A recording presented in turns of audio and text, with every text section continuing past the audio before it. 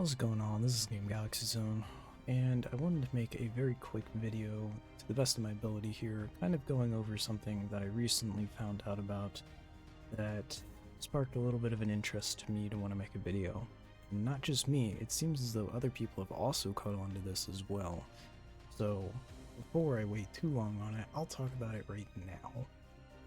FGO JP specifically has just hit its 9th anniversary in terms of service, which means the game has been out and running since 2016, I believe. I might be wrong, I think it's 2015, because next year is the 10th anniversary. 2016 is the year after, as far as different stuff that happened. But yes, since 2015 this game has been running, which is absolutely insane.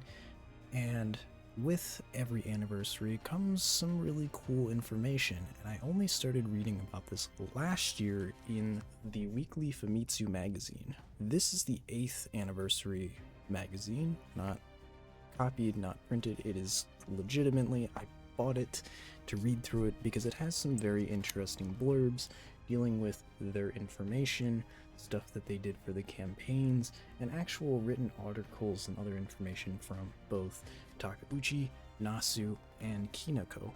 And honestly, out of all of these, it is really cool to see and learn from the perspective of where the game is going and what is happening with it.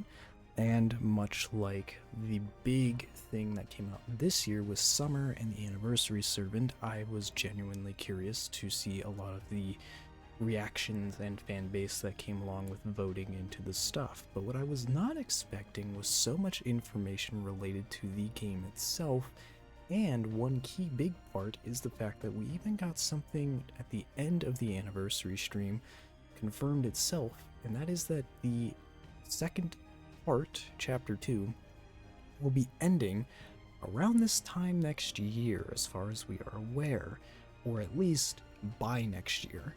This means that FGO's 10th anniversary will officially complete the second chapter campaign of FGO. And if you don't know what that is, considering where stuff is go, I will forewarn you right now that I'm going to speak a little bit in FGO JP's territory. So if you are a global player and don't want to be spoiled with that, heads up with this. I'm not editing this video, so I will not cut or put any timestamps here. You are at your own leisure.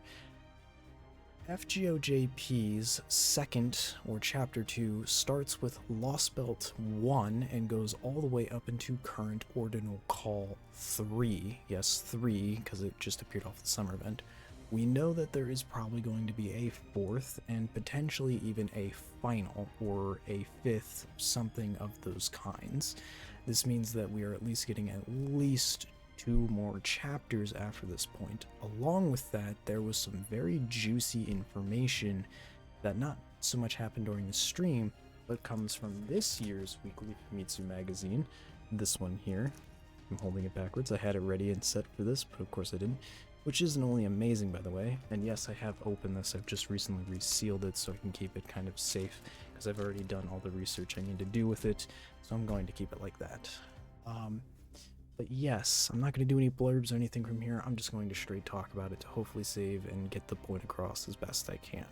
So in this article, they talk a little bit about the overall development of what's going on in FGO, what they were discussing with it, what they wanted to see, things they want to improve upon, some tweaks here and there, and specifically the 10th anniversary was brought up quite a bit, actually. And even in a later article with Takeuchi and Nasu, they even discussed a question that was tossed at them for what about the 11th anniversary, or even the 13th or the 15th anniversary, and their comment was interesting. Of course it's going to happen.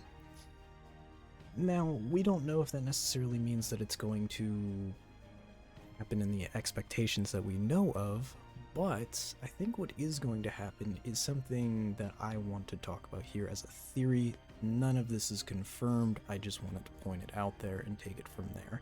The first biggest thing is the fact that there is an obvious end date right now to Chapter 2. On top of this, we also got confirmation of that they would like to continue the game, and obviously that makes a lot of sense. This game does fantastically well, and it is great to see where it's going. They have also been pushing players, even in this article specifically, to grind, get your servants to beat max level, max skill, as many as you can. This could be for story related to the final singularity part of this, which is what I highly expect, but there is a high probability it could mean something else entirely. This is where my theory will come in here in a minute. On top of this, we also get to see a lot of ideas being tossed around for how they are going to expand with the 10th anniversary and try to do some very interesting things. They are working on this singularity, or this final singularity, which sounds to be quite intense and completely wild in comparison to anything we've ever seen before. And FGO this year has been the testing grounds for absolute insanity in terms of servants and collabs and other based material and events that we have never seen in the 8 years that this game has been out. Now, getting to it, I want to take a quick point to point something out which will tie into my theory. The 10th anniversary is going to be big. They've already confirmed the fact that the story chapter is going to be ending. And if we go back a little bit, a few years ago in the sense, there was another variation of FGO known as FGO Arcade, which I expected to take off for a good while, that actually came to its end of service around, I want to say, maybe a year ago now. Maybe a little less, it could have just been recent, but they still do streams and highlights for it for the game that it currently is. There's no more content being added to that game in general. Now this got me thinking for a couple things. Now you don't just typically end an arcade machine without it usually getting transmuted into something else a lot of times. And this is where I started thinking, and I'm sure a lot of people could think about it as well, where I'm going with this question. Look at every gacha game that has been out right now. Every one that you can think of.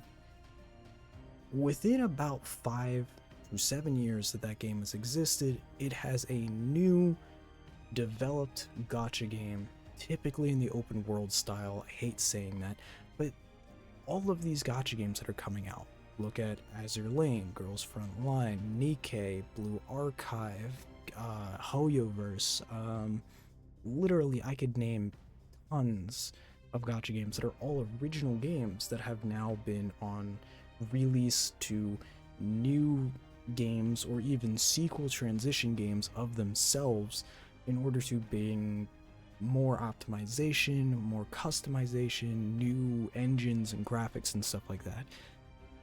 FGO, okay, is going to be a 10-year-old game next year. It has transitioned in its engine twice, but it is still using the same original engine that it is using. And I truly think that by the time this game gets to its 10th anniversary next year, the support for this version you're looking at right now, I think is going to stop.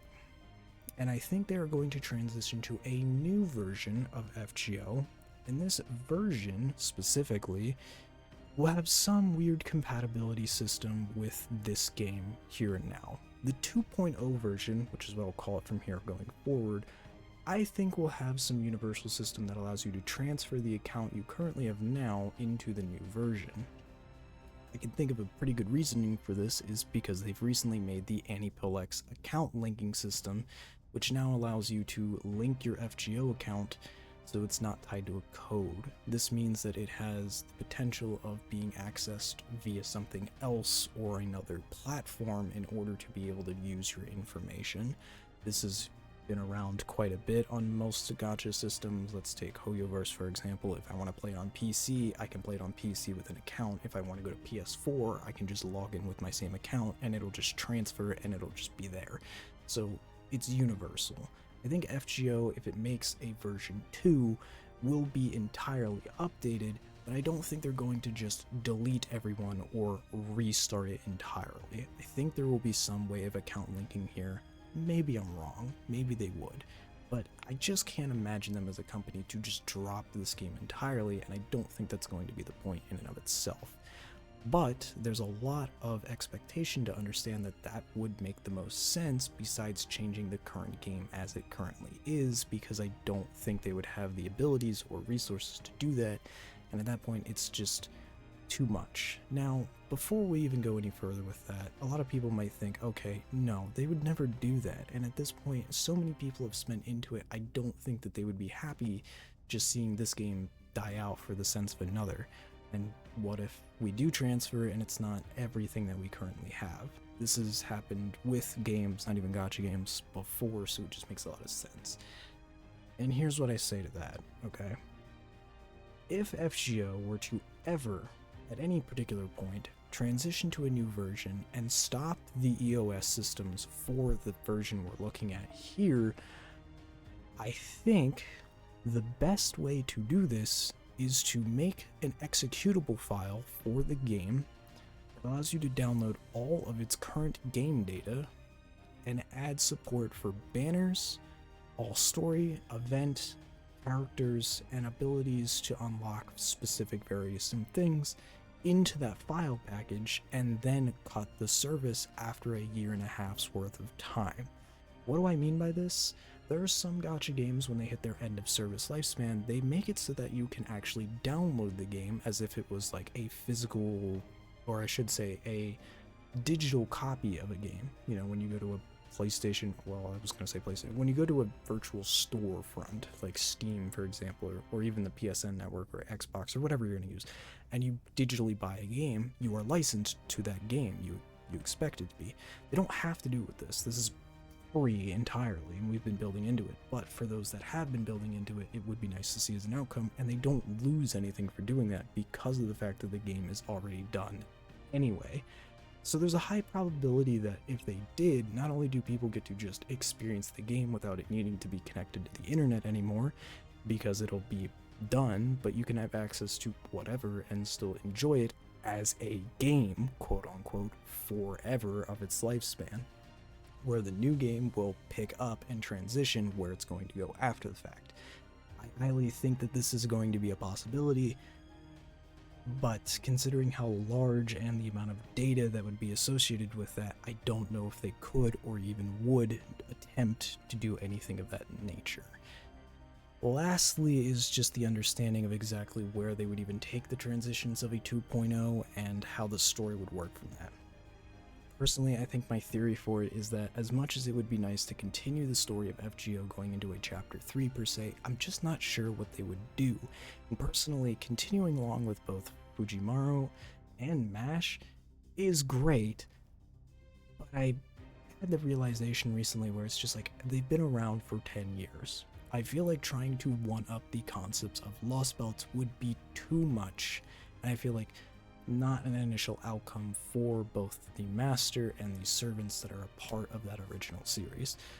And I think it's going to be necessary to have new fresh faces and a new story plot tied into it that's still FGO as we know it, and preferably it would bring a lot of new people in as well as returning ones, especially inside of a new engine or anything of that such. So if I wanted to explain my theory in summary, I would think that there's going to be a version 2.0 of FGO. I think it'll be a soft reboot to the series, explaining some minor details that come along. I feel like there will be an account linking system that will at least allow you to have access to a certain number of features that are from the original game of 1.0 in 2.0, whether this be servants or some type of material or leveling or something in that nature. This just seems to make a lot of sense, and hopefully at some point they maybe attempt to do this, but it's just hard to say. The reason I am mentioning this is just because of the fact of how much information seems to be leaning that way inside the articles and information from the Famitsu magazine and the stuff they did in here, and I truly think that this is something they will do. I've had tons of theories in FGO, and a lot of them have been pretty accurate before. Some of them aren't, obviously, but I wanted to talk about this. I wanted to post about this just because of the fact that I do believe this is something we could see a year from now. Of course, it's a theory, so none of this would probably maybe happen entirely, and the game just continues going on where it's going to go on. Who knows? There is a bunch of other smaller details in here, including the idea and direction that they would want to take with the game, and how Kono-san has to also understand the fact that he is the second director of FGO, and they're not sure if that would affect him going into anything of newer values or anything like that, which also kind of could tidbit the fact that maybe there isn't going to be a 3, maybe it'll be a soft reboot, who knows. But there's a ton of information in this. If you guys want me to actually translate through some of it, I will do my best. There is some really cool stuff in there. I am not fluent, I don't understand an ounce of Japanese, but I am more than welcome to try to translate through it and at least try to find something cool with it. But I just don't do that because of the fact that I don't know how accurate a lot of that stuff can be, and thus that's why I started with the fact that this could just be theory talking. That said, this video is long enough on its own, and I just wanted to get that out there and get that out there now before I realized the fact that I'm not going to have enough time to work on it. As a side note, I am still working on videos. I will still have some stuff coming up very soon. I'm going to put an apology here because I'm going to upload this tonight. The Ibuki summer video is going to have some seriously screwed up audio in it, and I apologize for that.